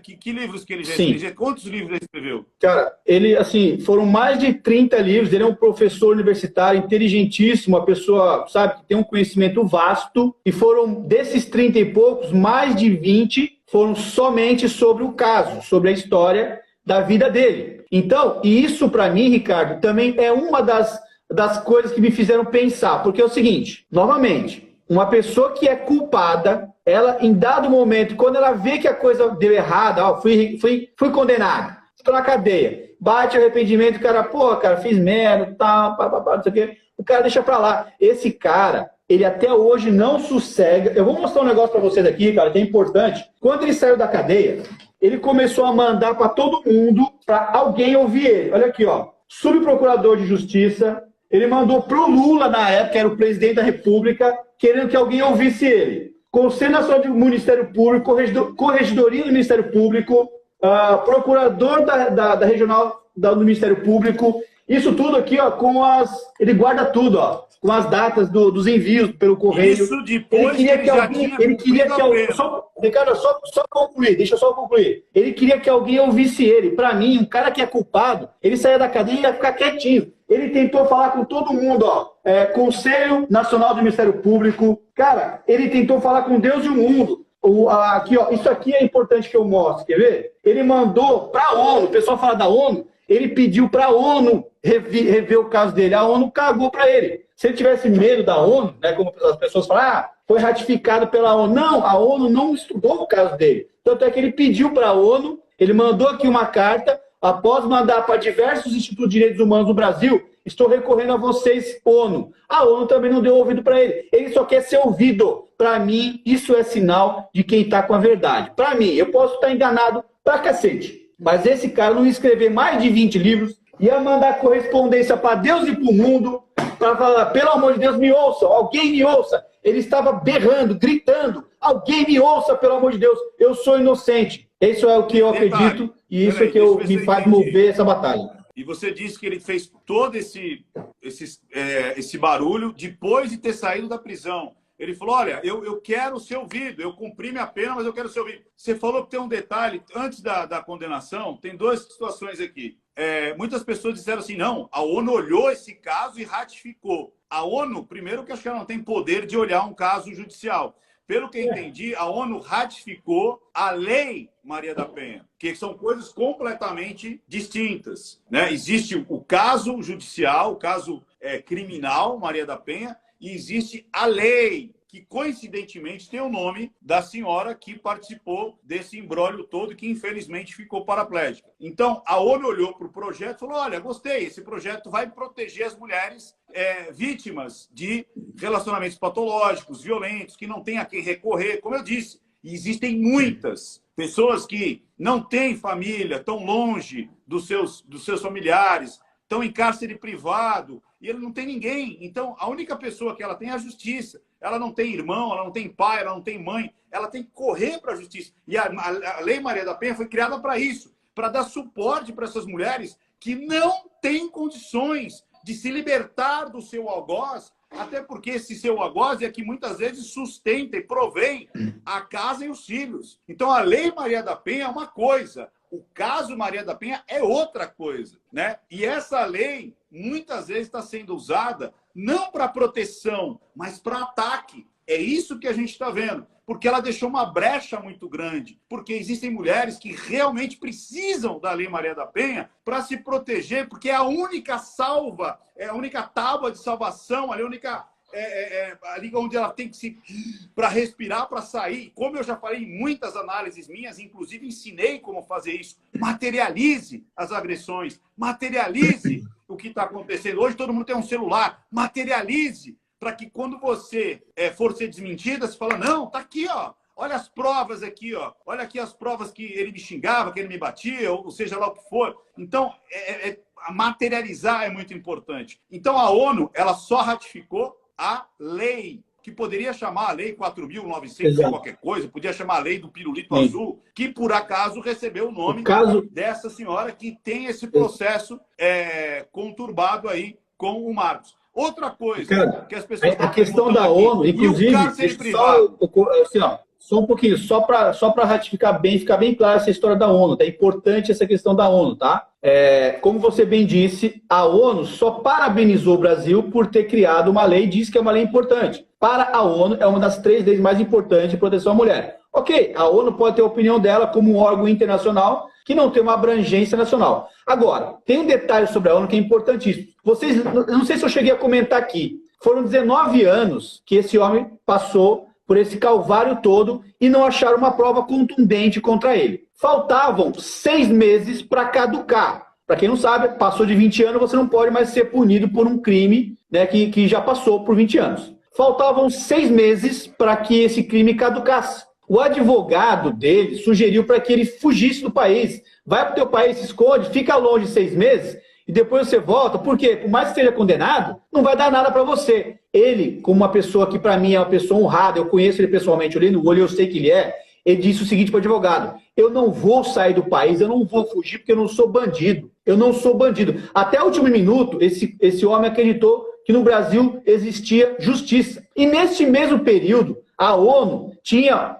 uma visão do Brasil de que o Brasil era um país que era muito violento com as mulheres, como se não fosse com todo mundo, com homens, né, com mulheres, com crianças, idosos. O Brasil é um dos países mais violentos que tem, ok? Vamos lá. Então, o Brasil requeria, na época, uma cadeira na ONU, uma cadeira no Conselho da ONU. Este homem, ele serviu como um boi de piranha para mostrar para a ONU que, olha, no Brasil, sim, condenamos esse caso aqui, é um caso emblemático, condenamos o cara. E aí, sem prova alguma, ele acabou sendo preso dentro da sala de aula em uma universidade lá no Ceará. Ele estava dando aula no momento em que ele foi preso, passou uma vergonha pública gigantesca na frente de todo mundo na universidade onde ele dava aula. Ele não fugiu. Ele foi preso ali quase pertinho de caducar e ele teve a honra de se manter firme, não correu, não fugiu. Por quê? Eu sempre digo, eu penso a mesma coisa. Quem não deve, não teme. Eu só estou dando a cara para todo mundo aqui porque eu não temo retaliação no meu processo. Eu não temo porque eu sei quem eu sou e sei o que eu fiz. E por isso eu acredito nesse cara. Ele está há 40 anos tentando fazer com que alguém ouça ele.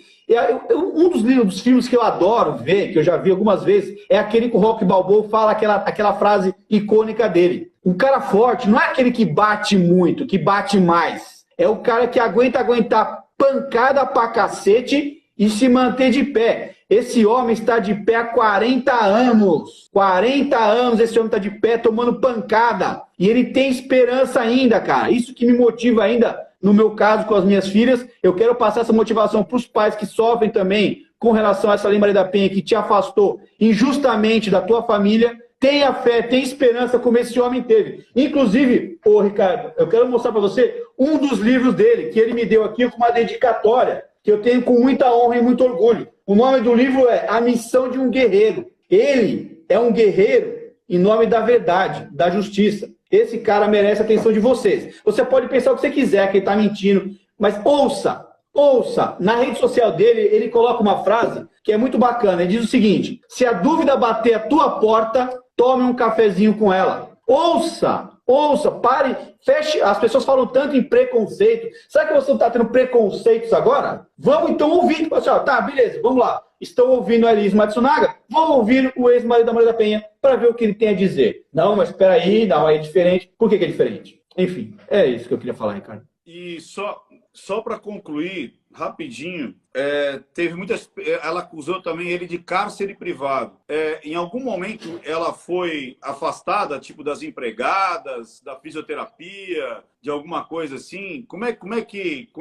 Quando aconteceu esse cárcere privado? Dos pais dela? Como é que foi isso aí? Importantíssimo você tocar nisso, cara, porque é o seguinte, mais uma vez, vamos puxar o histórico, né, dos dois. Um casal de classe média para média alta, elitizados, estudados. Ele, um homem que permitia que uma mulher nos anos 80 tivesse a profissão dela sem problema algum, tratava muito bem, com carinho ela, tanto é que ela sempre disse pro Porchat, aquele homem amável, né? Então ele era amável, ela admite que ele era amável, mas em um dado momento ele mudou. E não bate para mim, uma pessoa que mantém em cárcere privado uma mulher, primeiro, não mantém duas empregadas de casa para servir de testemunha, né? E aí não faz nem sentido, porque ela tinha o carro dela antes, ela tinha o trabalho dela. Aí vamos supor que ele, depois do crime, ele começasse a fazer isso, a praticar o crime de cárcere privado. Era até impossível, porque ela necessitava fazer a fisioterapia. Ela tinha que sair de casa por rude. Seria de uma desumanidade absurda um cara proibir a mãe dos filhos de ir para fisioterapia, fazer fisioterapia.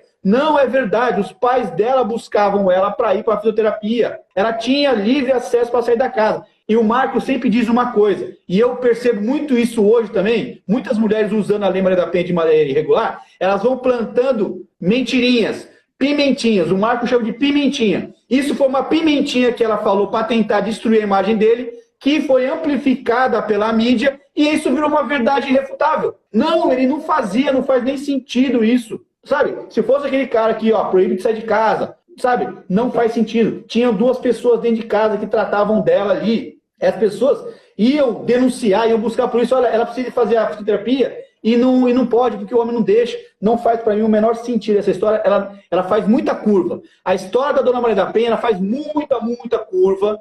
E a história do Marco é assim, ó, é papo reto. E eu sou do cara do papo reto, enfim. Você já falou bastante em relação ao seu posicionamento, né? Até porque você está passando por isso e tudo mais. Mas e o Marco hoje? Como é que ele está? Você tem contato com ele? Ele quer falar alguma coisa, com certeza, né? Falo bastante com ele. Inclusive, ele está aqui nos assistindo. Eu vi aqui que ele está aqui presente, está junto conosco aqui. Ele está numa situação hoje bem complicada. Ele vive, né, como falei, não vou falar a cidade dele porque ele corre sérios riscos. Ele sofre ameaça, até hoje sofre ameaça. Ele teve aqui em Florianópolis, ele foi expulso da Câmara dos Vereadores. Olha só, o cara que teoricamente já teria até pago a pena dele, mas não.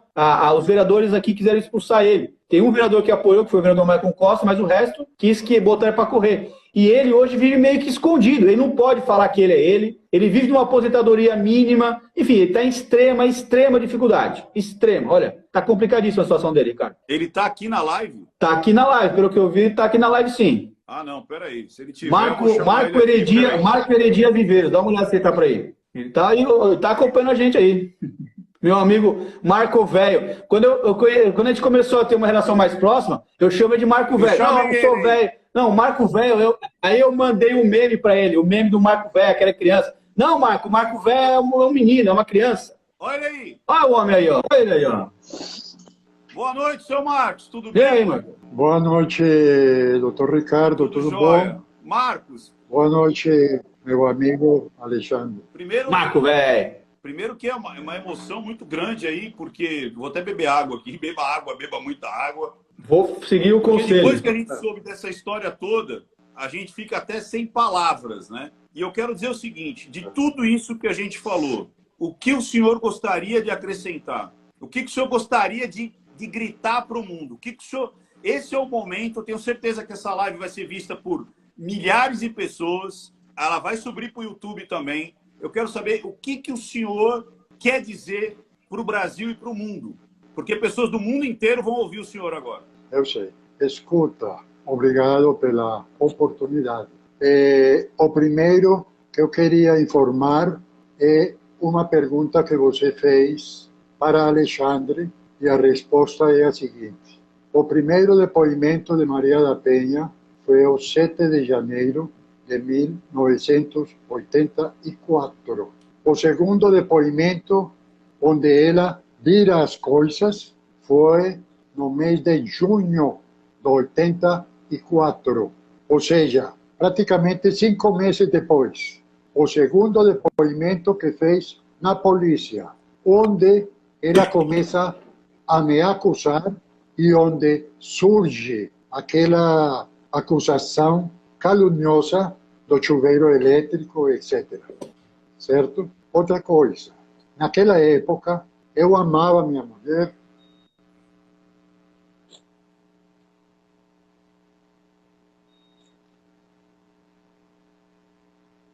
O senhor tem todo o tempo do mundo, viu, seu Marcos?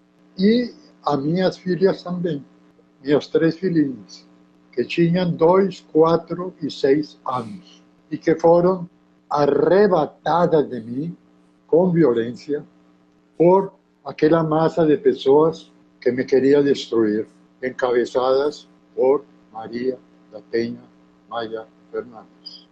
O epicentro. Bom, naquela época, eu não sabia nada de direito e nada dessas coisas. Nunca tinha entrado a uma delegacia. Mas, nas minhas férias, entre grades, eu me preocupei por saber o que tinham feito comigo. Consegui que me mandaram de fora e alguns alunos, ex-alunos meus, me enviaram livros de direito sobre processo penal, sobre Código Penal, da Constituição. Bom, e também consegui que me enviassem uma cópia dos autos do processo. E comecei a ler, analisar, e comecei a entender o que tinha acontecido. Tanto é que nesse livro que eu estava escrevendo lá, eu cito leis, artigos, frases de artigos, etc., porque já eu estava colocando os pés no chão. Eu perdi essa ingenuidade de pensar que todo mundo era bom e que um erro que eu cometi na vida, que foi essa relação parcial, por fora, foi estúpido, não precisava disso, mas eu concordo. Eu fiz, foi burro, me arrependi, etc. E eu pensei, dentro de minha ingenuidade, que ainda havia no coração da mulher a quem eu amava um pouco de compreensão, de bondade e de amor. Mas eu vi que tudo isso virou uma bola de fogo, onde ela foi absorvida, digamos assim, pelo ódio, a raiva e a sede de vingança. Por quê? Porque mais ou menos foi no dia 27 de outubro de 1983, uma semana, alguns dias antes de eu tê-la trazido de volta para casa de Brasília, que ela encontrou essa carta. Agora, atenção, ela chamou uma empregada chamada Francisca Olindina e lhe disse, me acompanhe ao escritório do patrão, eu quero procurar um. Entraram lá e ela abriu minha capanga. Capanga era aquela bolsa de Sim, que os homens aquela que carregavam segura com a mão assim, tem uma alça, capanga. E encontrou essa carta. A empregada só assistindo. Ela caiu no pranto, chorou, bom, fez esse escândalo aí, devolveu a carta e, curiosamente, 1 ou 2 dias depois, surge essa denúncia caluniosa de que eu tentei matá-la em um chuveiro elétrico. E aí que começa toda essa reviravolta, né? Que a gente ouviu aí o... Exato. Até hoje, ela não fala da carta. Ninguém perguntou e ela não fala. Mas aquela empregada comete um deslize no depoimento na polícia e conta e repete na justiça e acrescenta o seguinte: eu acho que a separação do casal se deve ao fato da patroa ter encontrado uma carta e papapá. Verdade. Muito bem. Acontece que uma coisa que está relacionada, quando ela é questionada no depoimento, no jornal, nas revistas, no Fábio Pochat, Gugu, etc., e perguntam por que não se separou antes. Ela tem 5 versões diferentes, todas mentirosas, porque quem mente se esquece da mentira anterior e coloca com uma coisinha diferente, começa a se entregar. Em uma ela disse, naquela época não existia instituições de apoio à mulher, etc. Então, eu pergunto, se não existia, como ela fez para se separar do primeiro marido, que realmente batia e atraía, batia fisicamente? Isso dito para mim por uma amiga dela que morava, era vizinha, quando ela era casada. Ela solicitou a separação, conseguiu que deram uma licença e foi para São Paulo. Tanto é que em São Paulo a gente não pode se casar, mas só ir a morar juntos, porque a separação dela não tinha sido concluída. Não tinha, ainda não era separada legalmente. Bom, essa é uma. Outra, Marco era muito violento comigo e com as crianças, mas se eu contasse, ninguém ia acreditar. Olha, uma mulher que tem pressentimento de que vai ser morta e que é agredida, tudo isso, para que suas amiguinhas não duvidassem dela, prefere ficar calada e esperar que chegue o dia da execução. Seu Marcos, peraí, seu Marcos, deixa eu falar uma coisa aqui, senão a gente vai perder essa live. Eu estou com uns minutos já para finais aqui, e é o seguinte, então, o que vai acontecer? O Marco Antônio é o senhor, o Alexandre Paiva, ele separou todos esses links, mais o do processo, então quem for advogado vai poder olhar tudo isso que nós falamos aqui e mais também o seu livro. O que eu quero falar para as pessoas, tem muita gente dizendo onde é que compra esse livro. Para as pessoas entenderem, a gente vai, o seu Marcos, o ex-marido da Maria da Penha, ele está disponibilizando em PDF esse livro gratuitamente. Esse livro tem 575 páginas. Facilmente ele custaria R$70, mais de R$70 numa livraria. Se você que está vendo esse vídeo, se você puder, hoje o seu Marcos, ele vive através de uma aposentadoria, é isso, seu Marcos? Desse tamanho, né? Então é o seguinte, para quem ouviu toda essa história, se você puder contribuir, nesse link tem o Pix do seu Marcos. Se você puder, se você não puder, tá de graça. O Marcos disponibilizou de graça, mesmo não podendo, ele disponibilizou de graça. Se você puder, você tem o Pix dele lá, você faz a contribuição que o seu coração mandar. 50 centavos, R$1, 10, 50, não sei. O que você puder para adquirir o livro. Não é uma doação. Você está pagando por algo que vale, porque é um livro. Eu escrevo livro também. Dá muito trabalho escrever um livro. Só que ele não quer dar brecha para pessoas maldosas. Se você quiser gratuitamente ter acesso a esse material, que é o que ele mais quer, é que você tenha acesso para que você julgue-o através dos materiais e não do que a mídia, nesses últimos 40 anos, publicou. Então, se você quiser comprar, você vai entrar no link que eu vou te falar agora. Então é nãomintapravim.com.br/Paiva nas ruas. Lá você vai ter acesso se você for advogado, o link do processo, todos os vídeos que nós citamos aqui e o livro de graça. Se você puder pagar pelo livro, que é o mais justo, você faz um Pix para o seu Marcos. Seu Marcos vai receber diretamente lá na conta dele, porque ele é o autor do livro. Como eu disse, é um livro que naturalmente custaria mais de R$70. Naturalmente custaria mais de R$70. Então você faz o Pix pelo que você puder. nãomintapravim.com.br/ não tem arroba não. nãomintapravim.com.br/Paiva nas ruas. Beleza? Viu, Ricardo? E só lembrando que esse livro deu tanto trabalho que ele começou a escrever esse livro na cadeia e ele teve que sair na mão lá porque queriam roubar os inscritos dele lá dentro da cadeia. Então, ele teve que defender com a própria vida escrita nesse livro lá dentro da cadeia. Muitas pessoas estão pedindo para que eu converse com o seu Marco Antônio. O Alexandre já entrevistou ele várias vezes, né? Tem vários vídeos lá no YouTube.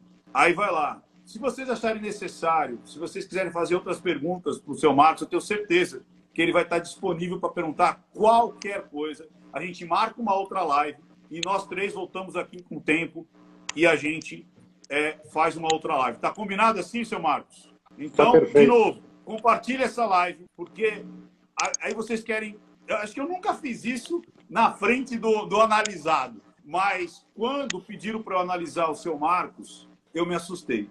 E foi a partir dessa análise que eu fiz, não pública, porque é um vespeiro mexer nisso, vocês sabem disso. A gente tinha que mostrar tudo isso antes de eu falar o que eu vou falar agora.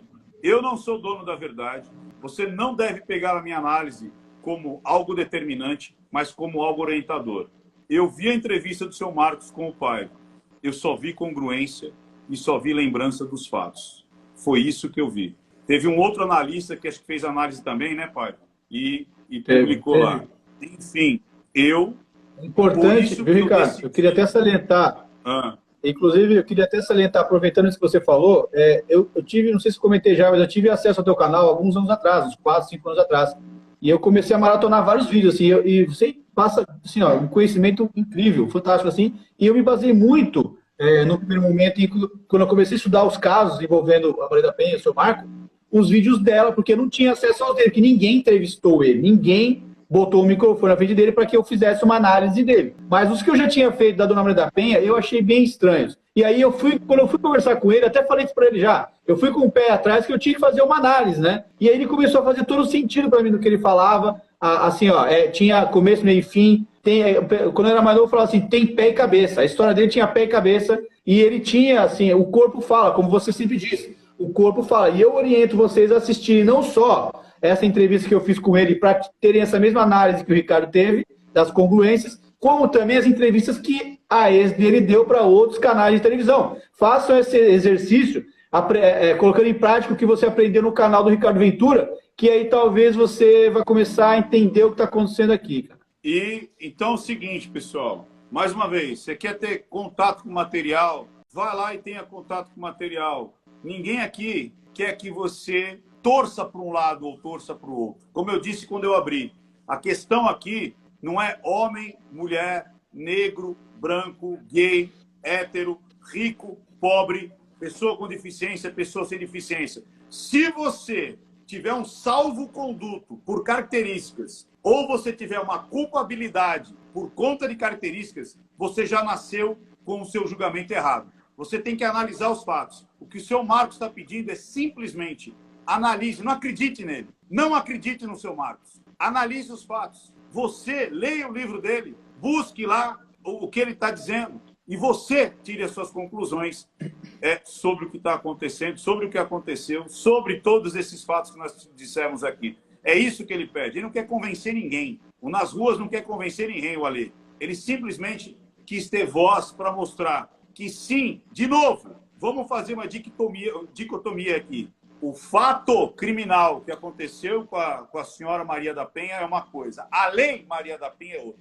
A lei Maria da Penha, sim, precisa ser usada contra homens abusadores, relacionamentos patológicos e homens tóxicos. Ela é a última tábua de salvação, mas ela tem que ser usada com honestidade. Tem que ser usada onde existe, porque é a última. E eu já disse isso em vários vídeos meus. Como usar a linguagem silenciosa para você se afastar de canalhas, se afastar de golpistas, de agentes abusadores, de homens tóxicos, porque existem sim, e você precisa sair.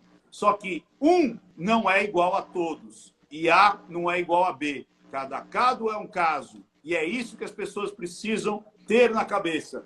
Se você tem uma pré-determinação, porque é homem ou é mulher, é negro ou é branco, é rico ou é pobre, é gay ou é hétero, é cis ou é trans, e por conta disso essas pessoas já têm um salvo-conduto ou já têm uma culpabilidade, está tudo errado. Você tem que analisar o ser humano. Analise o ser humano. Analise aquilo e o que o Marcos está pedindo. Simplesmente isso. Simplesmente isso. Analise o caso. Você quer falar alguma coisa? A última coisa para você terminar. Para eu fechar. Escuta, várias pessoas me têm dito que eu tenho muita sorte por ter encontrado profissionais como vocês, que lutam pela verdade e pela justiça. Mas, sinceramente, eu não acho que foi sorte. Para encontrar pessoas que acreditem em mim, que me tratem com respeito e que se unam ao objetivo de mostrar e fazer prevalecer a verdade e receber a justiça que sempre me foi negada, isso não é sorte. Isso chama-se bondade divina. Eu acho que foi a única forma que Deus encontrou, colocando pessoas como vocês na minha vida para ouvir o senhor. Para me dizer o quanto me ama. Ok. Seu Marcos, mais uma vez, muito obrigado, senão a gente vai perder a live. E eu fico aqui aberto, não só o senhor, mas qualquer parte que queira se manifestar, a gente pode conversar sem problema algum. Aqui é um canal justamente para que as pessoas possam falar, né? Simplesmente isso. Mais uma vez, seu Marcos, muito obrigado. Ale, muito obrigado. E adquiram um livro lá do seu Marcos. Como eu disse, é um livro que custa mais de R$70. Ele está disponibilizando gratuitamente. Se você puder fazer uma contribuição, pagar, não é contribuição, pagar o livro. Se você puder pagar o livro, pague o livro por quanto você puder. E eu acho que todo mundo vai se beneficiar. Marcão, fica calmo aí. Eu não vou nem falar tenha fé, porque você é um homem de fé, né? 40 anos buscando aí eu espero que eu tenha sido um pedacinho antes de mim. Como eu disse, eu tenho que agradecer toda as glórias aí pro Alê, né? O Alê que teve a cara tal, tanto é que eu falei, eu vou fazer isso aqui com o Alê, porque o Alê que conseguiu aí esse primeiro contato, e eu acho que eu fui mais uma pecinha para dar voz para essa questão aí, e mais uma vez trazer conteúdo, trazer informação para que as pessoas, de novo, aqui não é um lugar de torcidas, nem para um lado, nem para o outro, mas é para que você analise e tire suas conclusões e compartilhe. E o Ale deu ele chegou para mim e falou assim: Ricardo, eu quero fazer um desafio, que alguém entre em contato com o Ale, o Alexandre Paiva, e mostre aonde que está a falha nesse livro. Leia o livro e mostre aonde está a falha, aonde que o Marcos tem a culpa contundente. Então, o Ale fez um desafio. Leia o livro e acha onde está o erro, onde está a falha, aonde que realmente tudo aquilo que os processos dizem que aconteceram, né, de forma contundente. Ele fez esse desafio, está feito o desafio. Beleza, Ale? É isso? Ricardo, obrigado pela oportunidade que você nos deu. Quero agradecer aqui demais aí a sua presença, né, nessa nossa luta. É fundamental porque as pessoas, né, vão começar a se questionar. É o que você coloca no teu conteúdo. Se questione, pesquise, estude, leia. Questione. E esse desafio fique de pé. Eu quero que você mostre para a gente onde é que está essa prova irrefutável, que sempre dizem que, olha, ele foi condenado com muitas provas. Mostre uma prova, traga à tona a prova contundente. Olha aqui, ó, a prova do crime está aqui. E a gente está aqui disposto a ouvir. A dúvida, como eu disse, o Marco disse no Instagram dele. Aliás, é Marco Heredia Viveiro, sigam ele lá também. Ele diz o seguinte: se a dúvida bate a tua porta, tome um cafezinho com ela. Então, nos traga essa dúvida que o Marco vai esclarecer se é verdade ou não, né? O Marco vai mostrar para a gente. E eu quero aqui aproveitar e pedir para que vocês assistam os vídeos da entrevista lá no meu canal, Alexandre Paiva, no YouTube, né? Que é importante que aí você tire as suas conclusões. Assista também os vídeos das entrevistas dela e faça tire você a sua conclusão. Não. Valeu, pessoal. Muito obrigado. Abraço, gente. Ale, obrigado. Pessoal que assistiu até agora e compartilha a Obrigado. live aí. Até mais, pessoal. Tchau, tchau, tchau, tchau, tchau, tchau.